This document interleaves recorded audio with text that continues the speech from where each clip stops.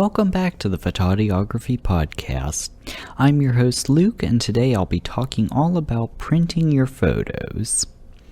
While printing your photos may seem like an antiquated idea because of the shareability via the internet, however, personally, I think that printing images can be some of the best ways to create art from your photography.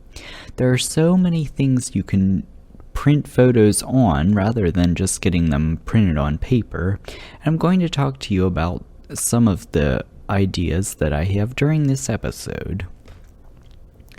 First, I would like to talk to you about why it's a good idea to print your work rather than just having it live on a computer or an online gallery.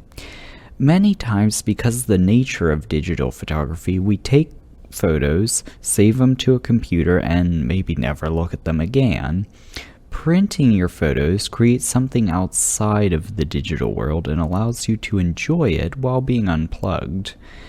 Printing your images also creates a backup copy, which may not have the same resolution as the digital file, but it's a permanent backup unless it's physically destroyed, of course. Another reason to print your photos is to become a better photographer and photo editor. Having images only exist online creates a problem because each person is viewing your photos differently. Different computer screens are calibrated differently, and therefore colors and exposure of an image may appear differently to different people viewing on different screens. Printing your image creates a kind of standard to view your photos. Also, printing can help show your flaws and other technical detail that you may not notice on the computer screen. It is important to remember that a printed image will never look exactly the same as an image on your screen. Printed images will often appear darker because screens are backlit, while a printed photograph only reflects ambient light. Some photo labs may try to accommodate this change by adjusting photos before printing them. I highly encourage you to use a local photo lab if possible, and to inquire whether they provide any image correction before printing. You can often request for no corrections to be applied to your images before printing in order to help yourself learn how your monitor looks in comparison with the printed images from the lab. You can also buy machines that help calibrate your monitor to the colors produced by certain printers. Personally, I prefer to print an image and compare it to my screen to make adjustments rather than buying expensive equipment to calibrate my monitor, because as I said earlier, the printed image and the image on the screen will never be identical. Another reason to print your photos is because they make great decor items and also great gifts, especially for people who are new homeowners and have lots of wall space that they might need to cover. I would like to talk to you about printing your photos on photo paper. There are many different kinds of photo paper and processes to print images on photo paper. My personal favorite type of photo printing is using a wet lab process. This process uses a light-sensitive silver halide paper exposed with lasers and processed in photochemicals. Some strengths of this type of printing includes increased color gamut, more natural skin tones, sharper images, brilliant whites, richer blacks, fine details in highlights and shadows, and resists fading.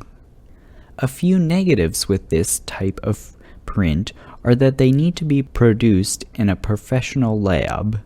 They may be at a higher cost, and often larger sizes larger than 12 by 36 are not available in wet lab printing. There are often different finish options for the texture of the surface of the photo paper. These can include glossy, matte, luster, or satin. My personal favorite is the luster finish because it seems to provide the best of both worlds between a glossier and a matte finish. It provides a nice sheen while also not being too reflective.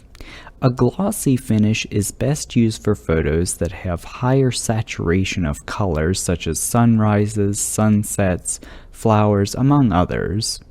A glossy finish also provides the most crisp detail because the surface of the print is completely smooth, whereas a matte or luster finish, they're textured. A matte finish is overall a good finish for photos you do not want to have high glare, including frame prints, mounted prints, or for in a photo book. Fingerprints often show up glaringly on glossy prints, while matte is a bit more forgiving. The wet lab photo process is similar to developing film, where the film has to go through the color developer, the bleach, the fix, the stabilizer.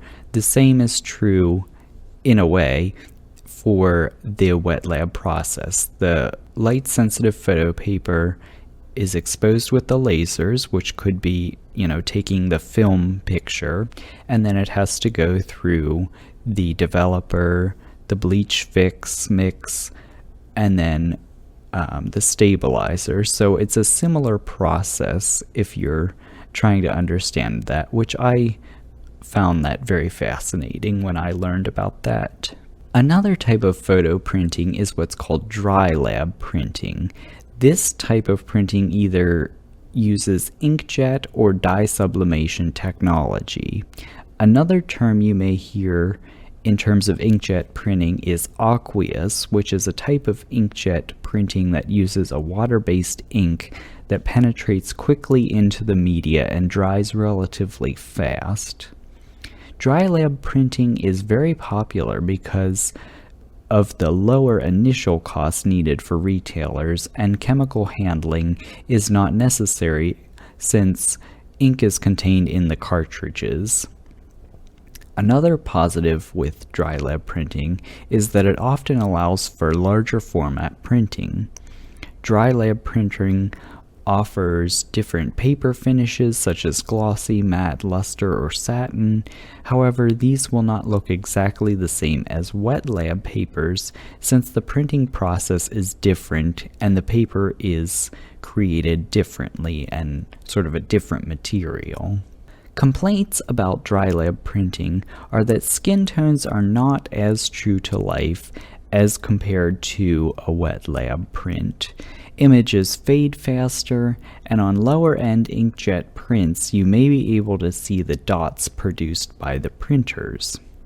Also, if a dry lab is not properly maintained or calibrated, colors may not look even close to what they should be. Printing your photos on paper isn't the only thing you can do. Photo canvases are a great way to showcase your work. The texture of the canvas material allows for images with slightly lower resolution to print with decent quality.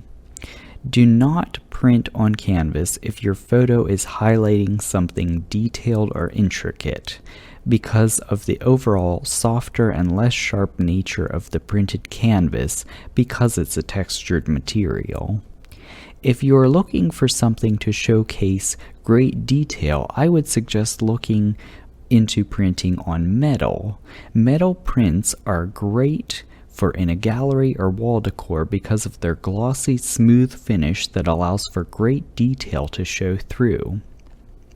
These are often created through the dye sublimation process, where the image is printed and then heat transferred onto the glossy metal panel. There are lots of other things you can do with photos, but I just wanted to whet your appetite for actually creating physical things with your photos. I think it's important to print your photos, to make books of your photos, and to make different pieces of art out of your photos, including such things as gifts like mugs or things along that line. Alright, well I think that's enough bad advice I have for now, so I'll see you later, Shutterbugs.